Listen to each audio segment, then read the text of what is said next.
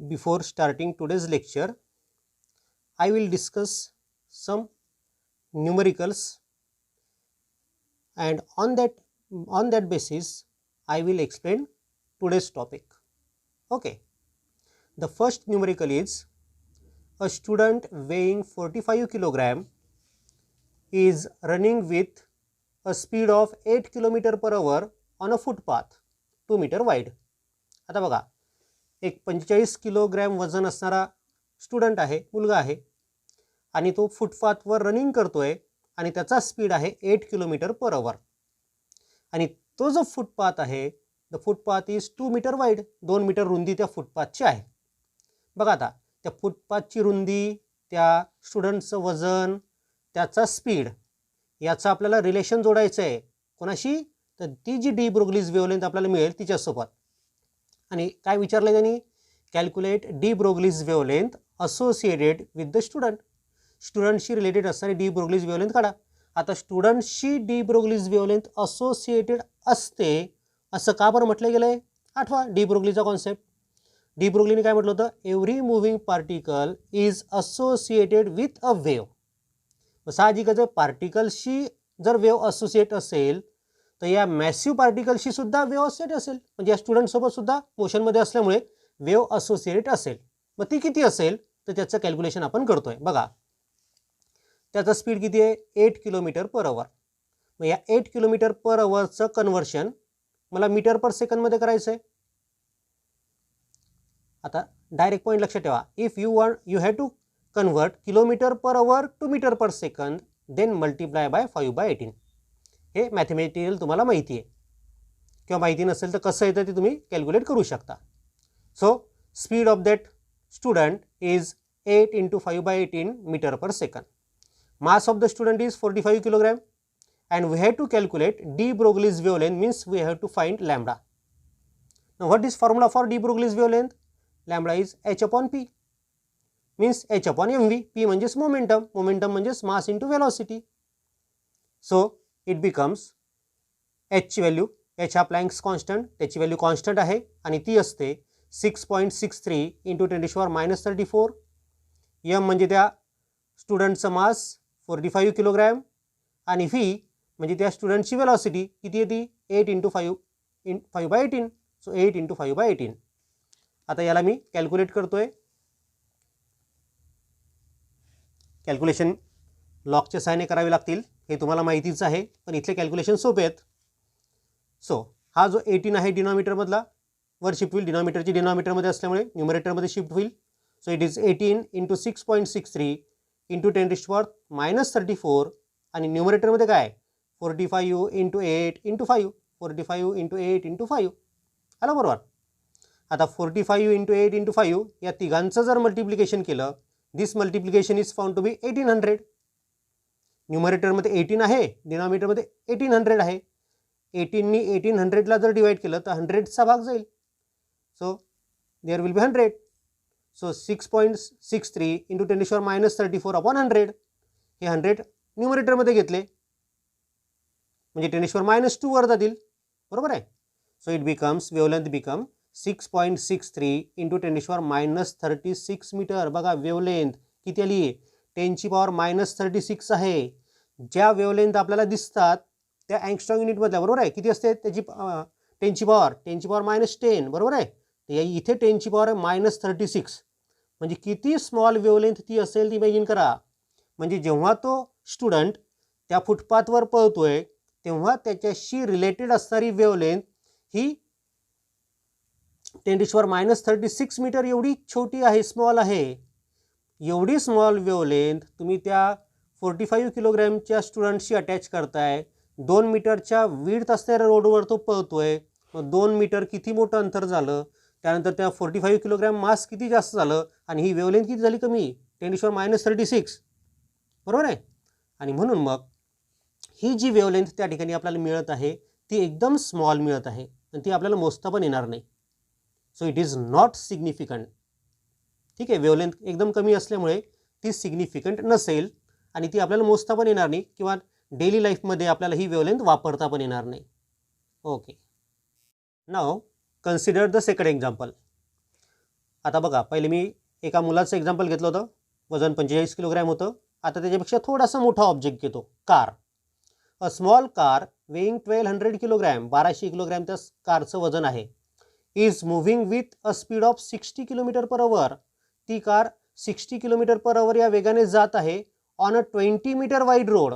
20 metre रुंद road आहे आणि त्या रोडवरनं ती कार चालली. किती स्पीड आहे तिचा? 60 kilometre per hour. Calculate de Broglie's wavelength associated with the car. तर त्या कारशी असोसिएटेड असणारी डी ब्रोग्लीची वेवलेंथ किती असेल ती आपल्याला काढायची. आता लक्ष ठेवा, आता कार हा मोठा पार्टिकल झाला, म्हणजे मॅक्रोस्कोपिक हा शब्द वापरतो मी. मोठा पार्टिकल असेल, मॅसिव्ह पार्टिकल असेल तर मॅक्रोस्कोपिक, आणि एकदम स्मॉल असेल तर त्यासाठी आपण वापरतो मायक्रोस्कोपिक. मायक्रोस्कोपिक म्हणजे एकदम छोटा आणि मॅक्रोस्कोपिक म्हणजे मोठा. मग हे कार ही आपल्यासाठी मॅक्रोस्कोपिक पार्टिकल, ठीक आहे. त्याचं मास आहे 1200 किलोग्रॅम, म्हणून मी गिवनमध्ये लिहिलं M is equal to 1200 kilogram. त्याचा स्पीड किती आहे? 60 किलोमीटर पर आवर. मग स्पीड आहे 60 किलोमीटर पर आवर. किलोमीटर पर आवरचे मला मीटर पर सेकंद करावे लागतील. सो मी काय केलं? 5/18 मल्टिप्लाय केलं.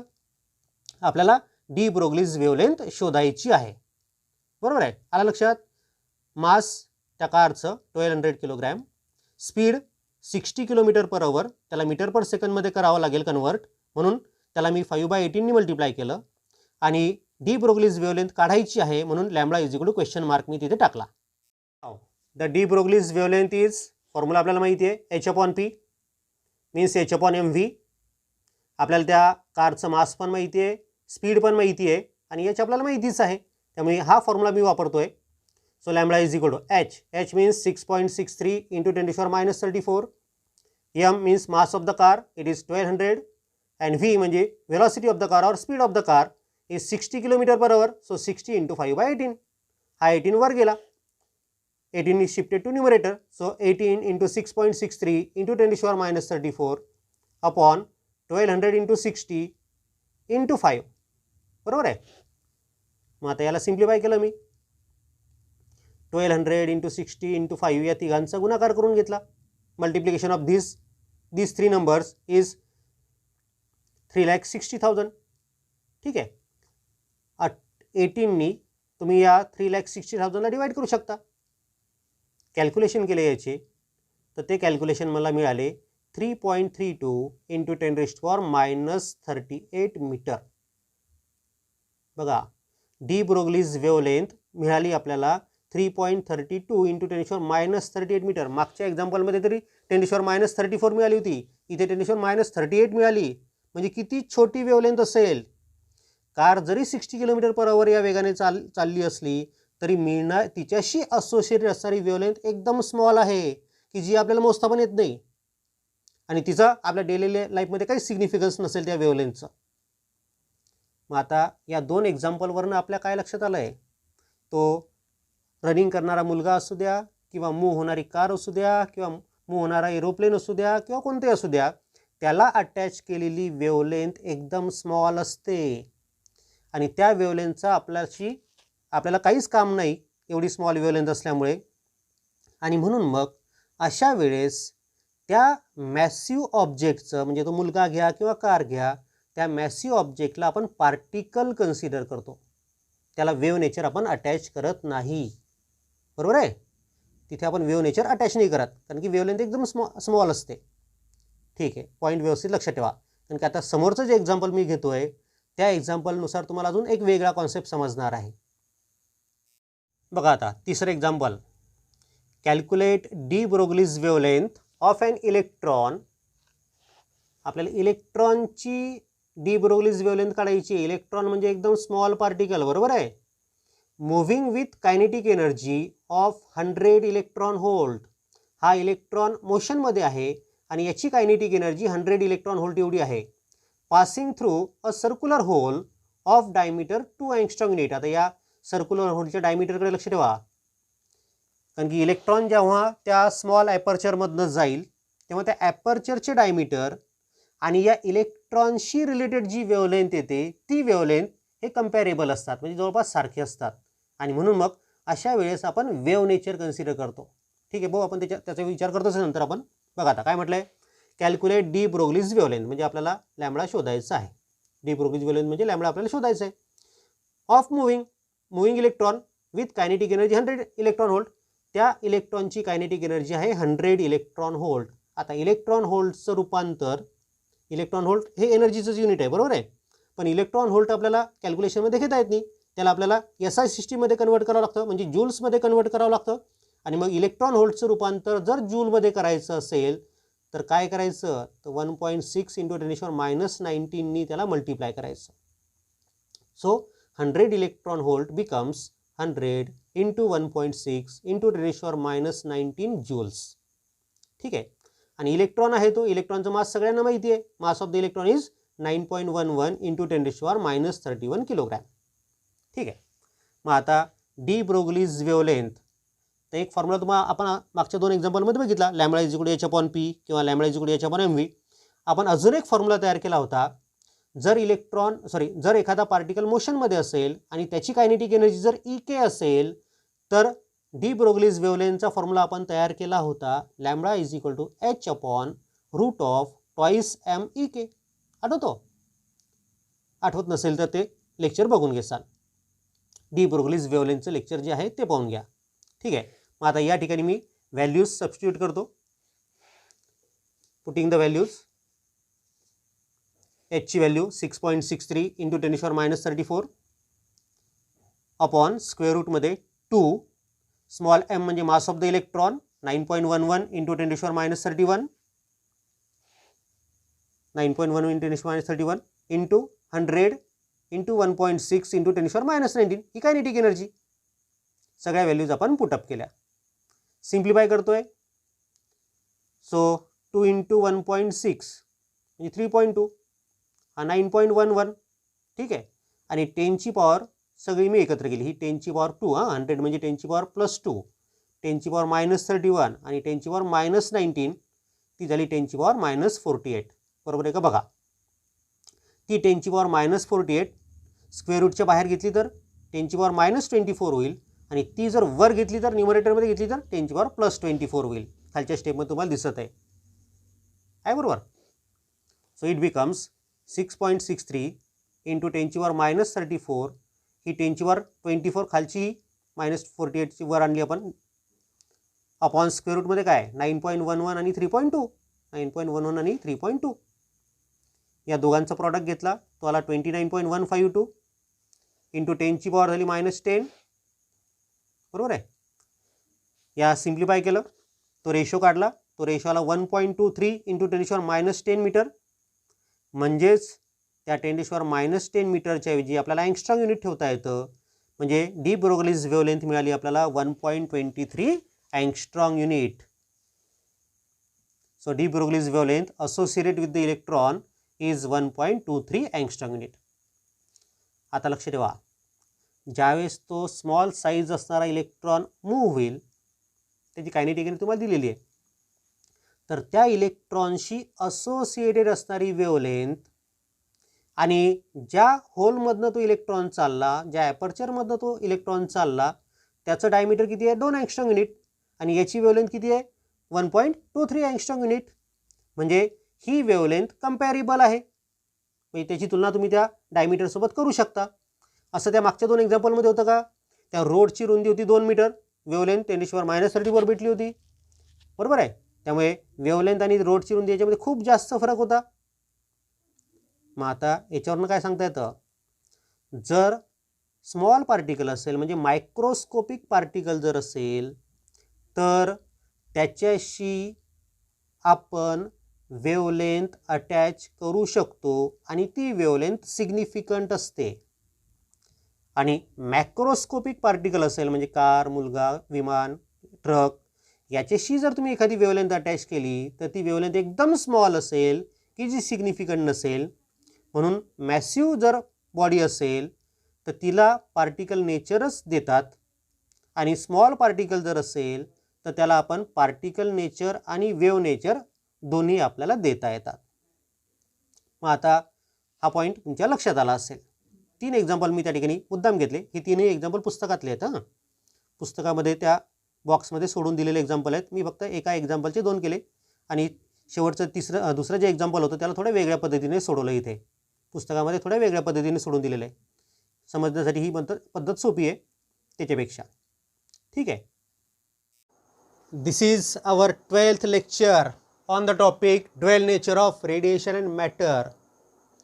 Up till this means up to the 11th lecture we have discussed that the wave means radiation behaves like wave as well as particle. At the same time, in last 2 lectures we discussed that the particle also behaves like wave as well as particle. Okay, according to de Broglie's hypothesis. Okay, now the point is, today's point is wave particle duality of matter. How matter behaves like wave as well as particle, when we have to consider its wave nature and when we have to consider its particle nature. केव्हा त्याचं particle nature घ्यायचं आणि केव्हा wave nature घ्यायचं या संदर्भात आता आज आपण बोलणार आहोत. ठीक आहे. मग आता पॉईंट व्यवस्थित लक्ष ठेवा.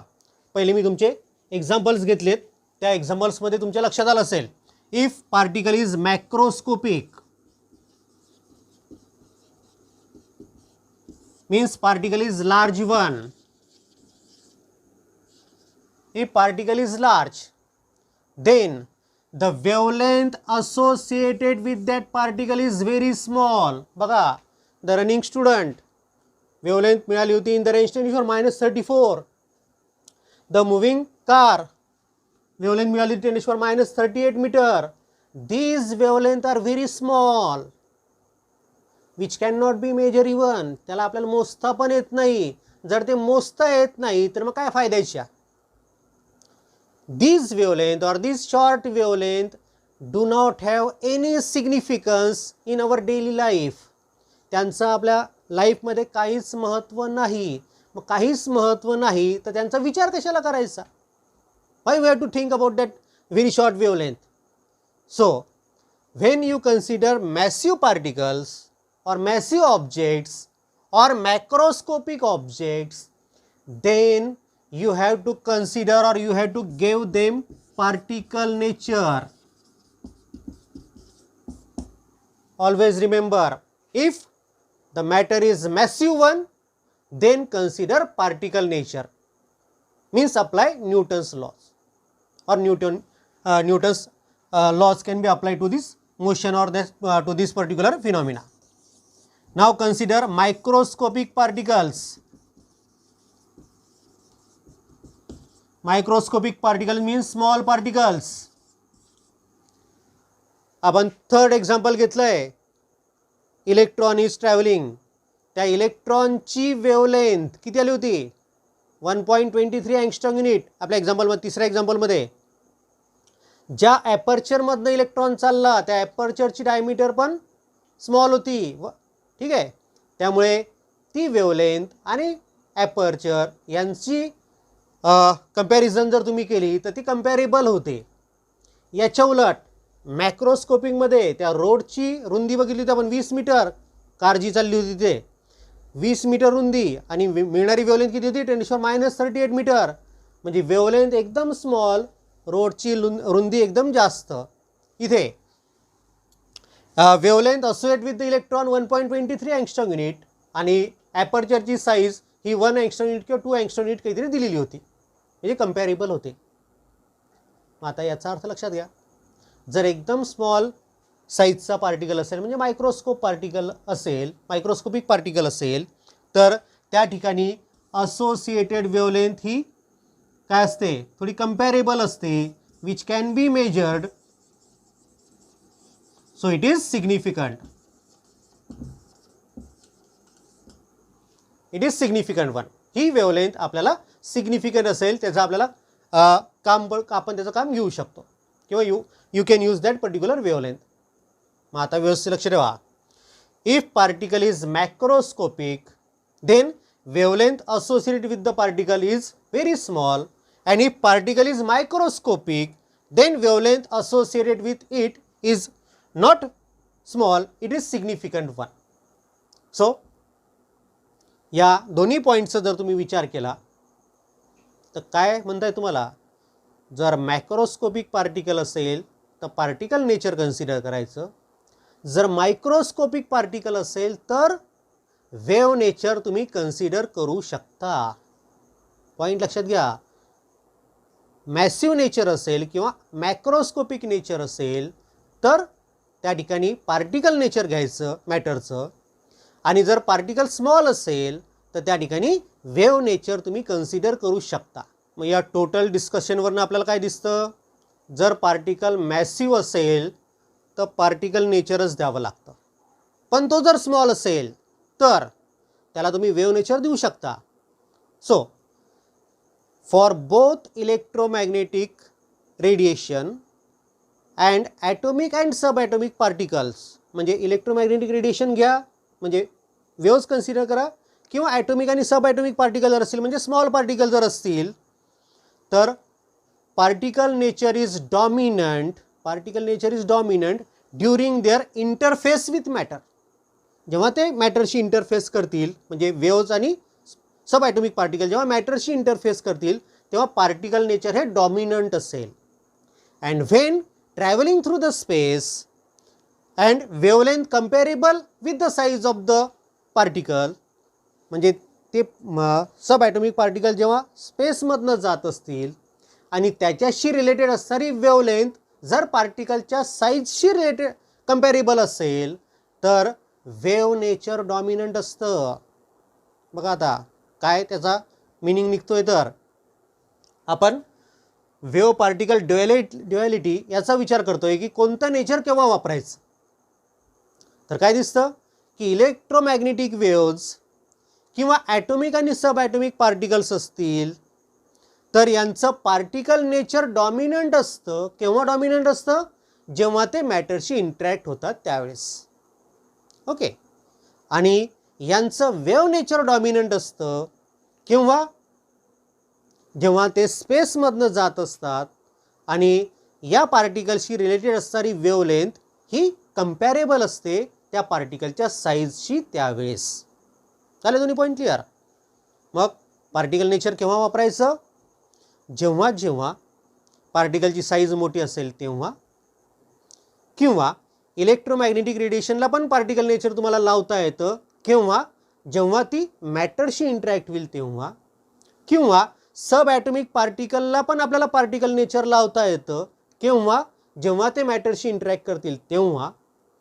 आणि वेव्ह नेचर केव्हा लावता येतं, जेव्हा हा सब ॲटोमिक पार्टिकल मूव्ह होत असेल किंवा इलेक्ट्रोमॅग्नेटिक रेडिएशन मूव्ह होत असेल आणि मूव्ह होताना यांची वेवलेंथ त्याच्या साईजशी जर कंपॅरेबल असेल तर त्यावेळेस आपल्याला वेव्ह नेचर लावता येतं. वेव्ह नेचर तेव्हा डॉमिनंट असतं.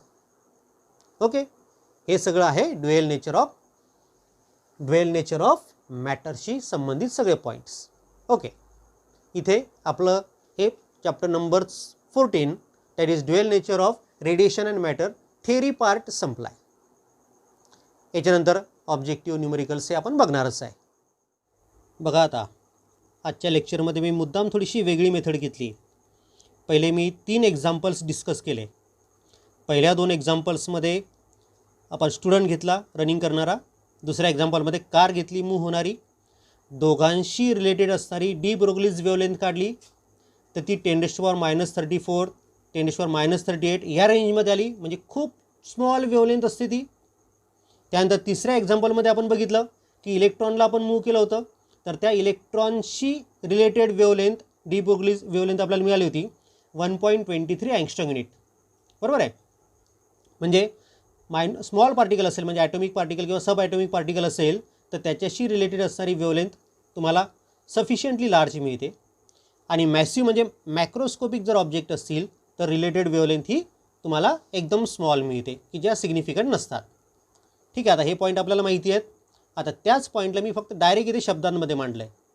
तिथे कॅल्क्युलेशनचा तिथे मी हे घेतला नाही, सपोर्ट नाही घेतला, डायरेक्ट शब्दांमध्ये मांडलं आहे. कशा प्रकारे मांडलं आहे ते बघा. Wave particle duality of matter.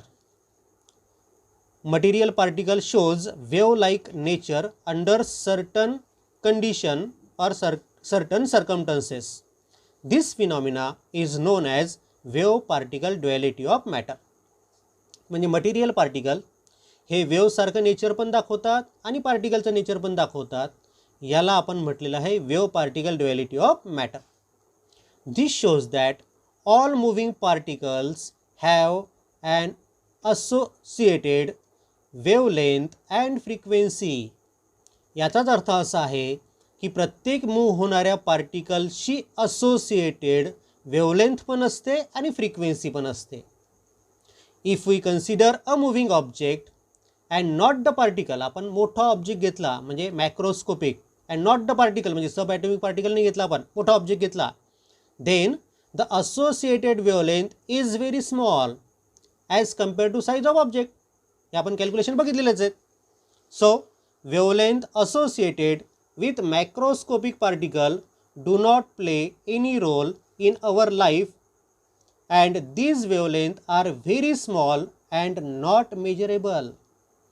म्हणून मग ह्या ज्या वेवलेंथ आहेत मॅक्रोस्कोपिक पार्टिकलशी असोसिएटेड असणाऱ्या मोशनमुळे they do not play any role in our life. आपल्या लाईफमध्ये त्या एकदम स्मॉल वेवलेंथचा काहीच संबंध येत नाही, आपल्या कोणत्याच फिनॉमिनामध्ये तुम्हाला त्याला वापरता येत नाही आणि त्या आपल्याला मोजता पण येत नाही.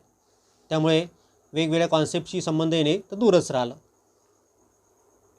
If we consider moving particle म्हटलं मी आता, पार्टिकल म्हणजे ॲटॉमिक पार्टिकल और सब ॲटॉमिक पार्टिकल, तुम्ही तिथे पार्टिकलच्या ऐवजी ॲटॉमिक और सब ॲटॉमिक पार्टिकल असं पण लिहू शकता. हां, then the associated wavelength is comparable with the size of the particle. तर त्या पार्टिकलशी असोसिएटेड डी ब्रोग्लीची जी वेवलेंथ तुम्हाला मिळाली होती ती त्या पार्टिकलच्या साईजशी कम्पॅरेबल मिळाली होती. So wavelength associated with microscopic particle play significant role in our life. ती वेवलेंथ जास्त असल्यामुळे तिचा वापर आपल्याला करता येतो किंवा त्याची कॅल्क्युलेशन आपल्याला करता येतात. Because these wavelength are measurable, त्यामुळे ते आपल्याला मोजता पण येतात. ठीक आहे. So this shows that for both electromagnetic radiation and atomic and sub atomic particle, म्हणजे इलेक्ट्रोमॅग्नेटिक रेडिएशन घ्या किंवा ॲटॉमिक सब ॲटॉमिक पार्टिकल्स घ्या, particle nature is dominant. Particle nature केव्हा डॉमिनंट असतं? During their interaction with matter. जेव्हा ते interact होतात मॅटरसोबत, wave असू द्या किंवा सब ॲटॉमिक पार्टिकल असू द्या, जेव्हा ते मॅटरशी इंटरॅक्ट होतील तेव्हा पार्टिकल नेचर डॉमिनंट असतं. And when travelling through the space and wavelength comparable to the size of the particle, म्हणजे जेव्हा हे स्पेसमधनं मूव्ह होत असतील, म्हणजे इलेक्ट्रोमॅग्नेटिक रेडिएशन किंवा ॲटॉमिक सब ॲटॉमिक पार्टिकल जेव्हा स्पेसमधनं मूव्ह होत असतील आणि वेवलेंथ ही त्यांच्या साईजशी कम्पॅरेबल असेल, then wave nature is dominant. तर तेव्हा तुम्हाला त्या ठिकाणी वेव्ह नेचर कन्सिडर करावं लागतं. एवढा सगळा हा थेरी पार्ट आहे चॅप्टर नंबर 14. आणि हा जो आज पार्ट घेतला आपण, हा सगळा तुम्हाला बोर्डामध्ये पण आहे. ठीक आहे. बोर्डामध्ये काय नव्हतं तर फोटो सेल नव्हता आणि दुसरा कोणता पॉईंट नव्हता, आठवला का? आठवला? हां, डी ब्रोग्लीज हायपोथेसिस. 2 पॉईंट फक्त याच्यातले नाहीत, 2 सेपरेट लेक्चर आहेत ते. ठीक आहे. मुद्दाम सेपरेट केले म्हणजे तुम्हाला त्याला तुम्ही ते नाही पाहिले तरी चालतील. केव्हा नाही पाहिजे आता सध्या पाहून घ्या, कारण की तुम्हाला नीट JEEची तयारी करायची आहे, त्यामध्ये ते पॉईंट आहेत महत्त्वाचे. पण तुमच्या बोर्डाच्या परीक्षेची जेव्हा तुम्ही प्रिपरेशन करसाल त्यावेळेस ते 2 लेक्चर नाही बघितले तरी चालतील. ठीक आहे. ओके.